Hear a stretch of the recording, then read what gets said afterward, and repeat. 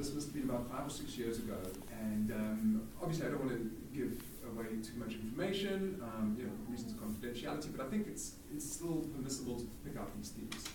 The first theme was what I would have called the difficulty of receiving gifts. And it's not just that, it's about the difficulty my patient had with assuming a symbolic position. That at the most sort of smallest empirical level, what I started to notice that was odd about his case was one of his symptoms was he became extremely nervous and extremely agitated if he was in a situation where someone would give him a gift. So at work, people wanted to say, you've done a great job, here's a bottle of whiskey or whatever, and he found this awful. He would contrive all sorts of different ways to avoid receiving gifts. And he'd done this as a child as well. He tried to get his parents to forget that his birthday was happening so he wouldn't be in the position of receiving a gift. The most dramatic example of this was where a close member of his family insisted on giving him a Christmas gift. He said, no, I don't want it, and they did, and it was a big blow up. He had a bad reaction to it, that relationship came to an end. So this seemed to me a notable symptom. I wasn't quite sure of how to make sense of it, but a difficulty in receiving gifts, and not just receiving gifts, but being placed in a symbolic relation. So Callum has given us this brief discussion of some Lacanian concepts, and that seemed to me important. So what do I mean by that? I mean that if one exchanges gifts, or if I give Mike a gift, he's kind of implicitly, maybe not, but sort of got some kind of obligation to give me a gift back. Even if it's not enacted, I'm positioning him in a certain role. I'm giving him the position of the recipient of a gift. And it seemed to me that that was also a way of trying to understand my patient's difficulty with that. He didn't like the idea of being put in a relation of obligation, and he found it very difficult to assume a position of being identified and having his identity underlined as a certain kind of position. So that was the first thing. The second was, I didn't quite know how to make sense of it to begin with. I called it something like a difficulty in mediating intimacy. Looked a little bit at some of the psychoanalytic literature, and I saw that one author had a great phrase that seemed to encapsulate this, and he spoke about how in certain psychotherapeutic situations you find someone who has a terror of closeness, and that seemed to perfectly fit my patient. Not only did he have difficulty with receiving gifts and being marked, placed in the symbolic in a certain relation, he had a massive amount of difficulties in mediating relationships. In other words, there would be a relationship that would start, and it would either go into a kind of engulfing, suffocating proximity, intimacy, or he would be completely aloof. And he couldn't seem to get that middle point right. Either there was a suffocating excessive proximity of someone whose life could no longer be separated from, or, and this was his preferred position when I was working with him, that he would rather just avoid human contact wherever possible. He was an athlete, and he was involved in a certain kind of athletic training which enabled him to spend a lot of time on his own, to be away from other people, to organize his life around this. And this was working for him. In fact, in the course of the therapy, and it became apparent the reason the therapy was happening was that plan had been compromised. He was injuring himself in training, and so he wasn't able to use this as an excuse to withdraw. That brings us to a third theme, and I call that the yearning for anonymity.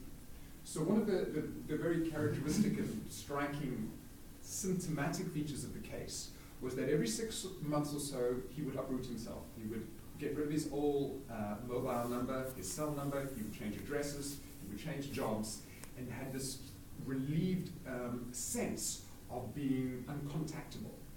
So he would cut off ties with the work colleagues that he'd established, and he would kind of resurface in a different context altogether. Again, I battled with it. I wondered why this yearning for anonymity, but it seemed to him to be, or it seemed to me that for him, it became very painful or anxiety-provoking to be in one stable, recognizable, symbolic position for any length of time. It was much, much preferred for him to be almost, you could say, nomadic, so he doesn't have to be at the receiving end and he can be found. There were lots of other interesting features that accompanied this. For example, even getting letters in the mail became very stressful for him. He didn't like being able to be symbolically recognized. There was also a fourth one, and this was more of a fantasy. It was this idea that he might be able to somehow go off-grid, that he might somehow disappear and never be found. That he could, for example, go on a sailing trip. The trip would take him out where he's uncontactable, and eventually the ship would just disappear. He would die and never be found. So not just the yearning for an anonymity, the yearning for a kind of demise, for a kind of disappearance, that he would cease to exist completely. So those were the four key symptomatic features that puzzled me and made me think, I don't know what I'm really doing with this case, but let's see where we can go. Now, fortuitously, I ended up trying to watch a little bit of Into the Wild because I wanted to use it in my teaching, and some of those features seem to be very strongly apparent in the Christopher McCandless case. So, I'm just going to read a little bit so I can be a little bit more focused. Again, I don't know how many of you know the McCandless story, so I'm going to read a little bit of a section from the John Krakauer book, which gives a kind of thumbnail sketch. Christopher McCandless, he says, Krakauer says, grew up in an upper middle class Washington, D.C. suburb. He went to Emory University, graduated with honors, and here comes the quote. Immediately after his graduation, McCandless dropped out of sight. He changed his name, gave the entire balance of the $24,000 savings account to charity, abandoned his car and most of his possessions, burned all the cash in his wallet, and then he invented a new life for himself, taking up residence at the ragged margin of our society, wandering across North America. His family had no idea where he was or what had become of him until his remains turned up in Alaska. So even with that very brief sketch, you may start to see an echo of some of these themes. I've mentioned them, this idea of my patient who's exceedingly uncomfortable in receiving gifts, being symbolically marked, that he would frequently break off social and professional ties when they became too intimate, and he also simply had this yearning for anonymity. So a considerable portion of the pathos of Into the Wild concerns the degree to which McCandless was willing to cut himself off, both from his family and from the values and symbolic roles expected of him. He wanted to forge, apparently, an entirely different and more solitary life. That's Krakauer's suggestion. This avoidance of everyday social norms and roles and obligations had begun some time before he set off into the wilderness. So Krakauer, in preparing the book Into the Wild, which becomes the film, does a whole series of bits and pieces of research, and he relates how, this is a quote from him, McCandless would wander the seedier quarters of Washington, chatting to prostitutes and homeless people, buying them meals, and he continues, this teenage Tolstoyan, inspired by Tolstoy, seemingly believed that wealth was shameful, corrupting, inherently evil. Furthermore, this is another quote, in college McCandless began emulating Tolstoy's asceticism and moral rigor to a degree that first astonished and then alarmed those who were close to him. In his final year in Atlanta, Chris had lived off campus in a monkish room furnished with little more than a thin mattress on the floor, no plates, and a table. A crucial turning point in Sean Penn's film, which is also emphasized particularly by Corinne McCandless and her telling of her brother's story, is the moment when his parents come to Emory, he has his graduation, which, I mean, if we're being all Lacanian about it, is a moment of symbolic marking par excellence. You have now graduated. But he meets up with his parents after the graduation, and they say, we want to buy a new car. And he reacts very badly to this. If anything, Krakauer initially seems to underplay it, certainly relative to how Corinne McCandless describes it.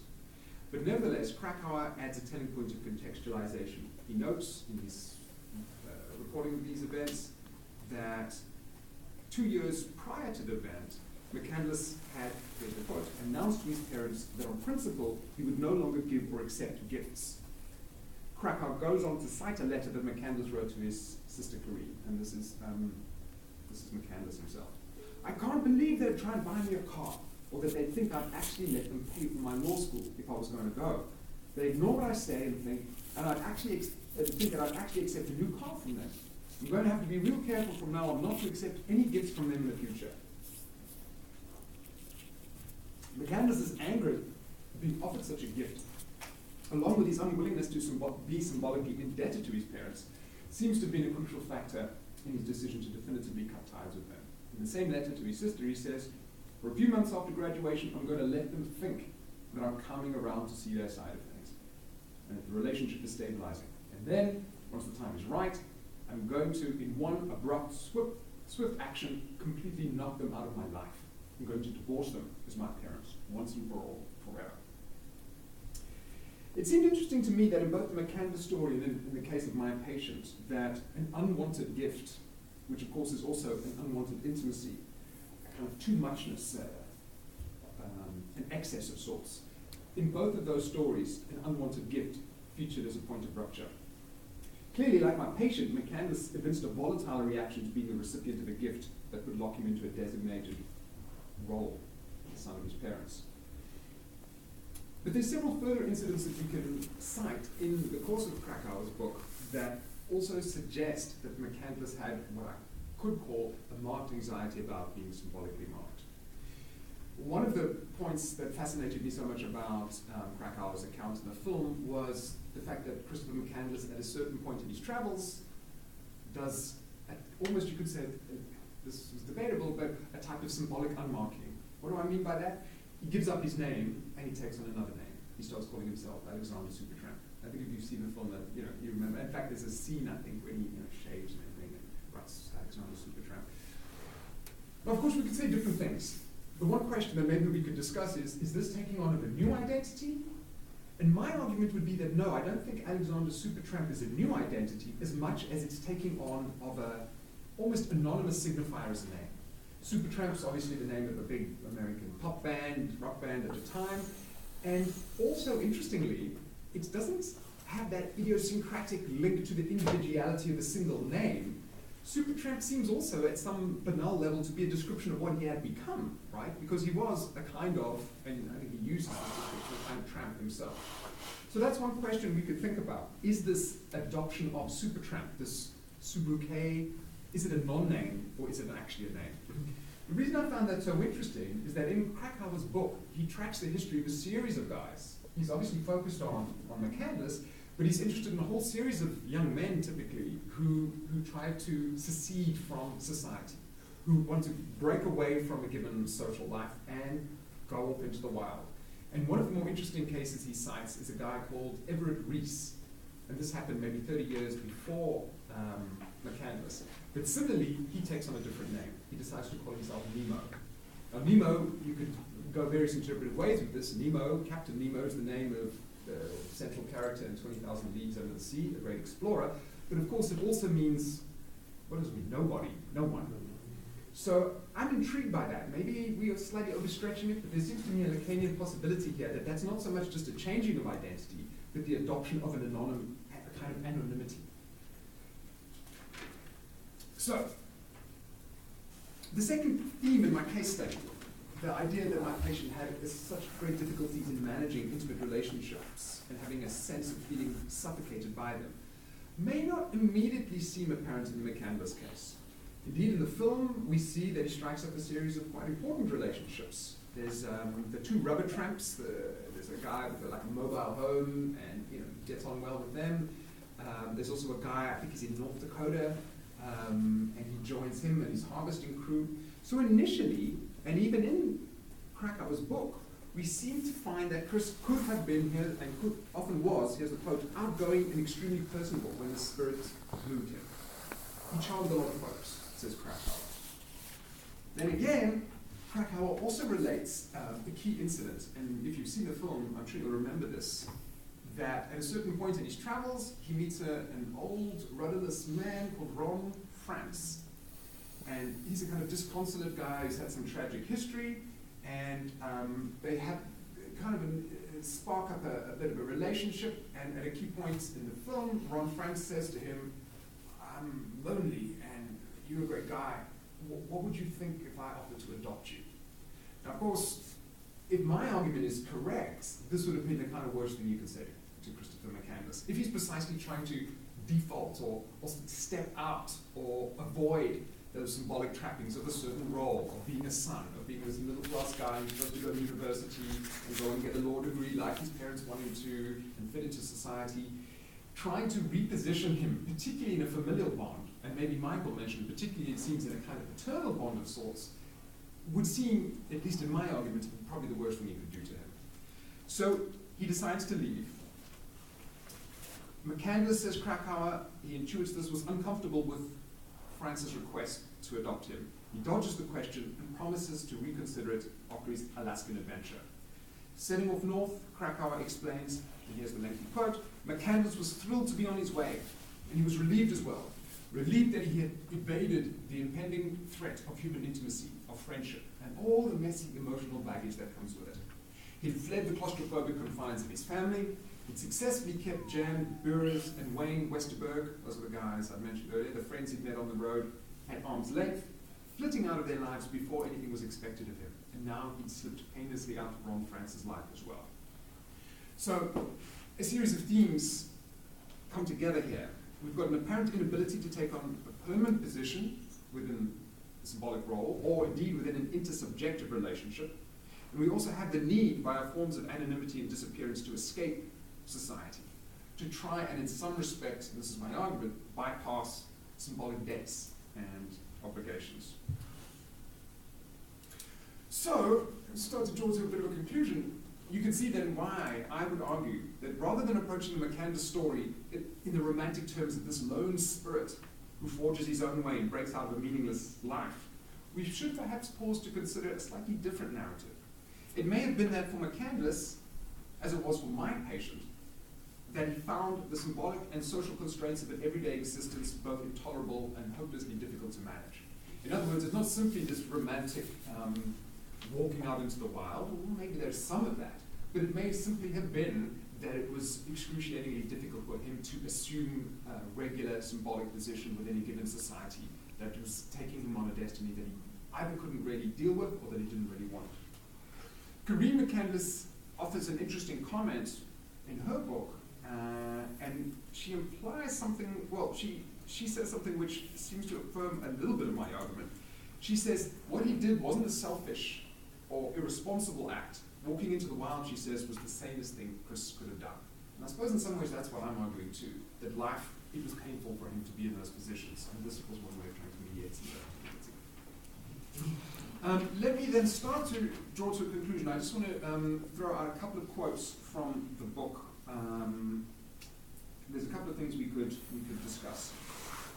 The one theme that doesn't necessarily seem to hold, I suggested that my patient had a yearning for anonymity. I think there's evidence of that in the McCandless case, the gifts thing, the difficulty with the symbolic position. But I've also suggested that with my patient, he also had a yearning simply to disappear, even to die, to perish, to cease existing. And thinking about the McCandless case, that seemed to me pushing things a bit too far. Could you say that he's possessed with some death drive? In the case of my patient, that seemed to be very clear. It didn't seem to be so clear here. And at that point, it felt to me that the kind of structural similarity or the structural parallel broke down a little bit.